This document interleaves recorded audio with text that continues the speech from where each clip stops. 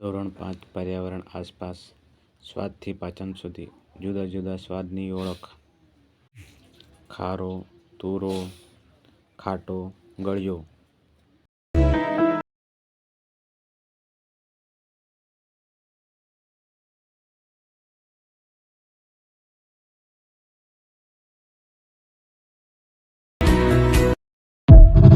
બધા વિદ્યાર્થીઓને સ્વાદની ઓળખ કરાવી અને બધા વિદ્યાર્થીઓએ કયો સ્વાદ ચાખ્યો તે જણાવ્યું.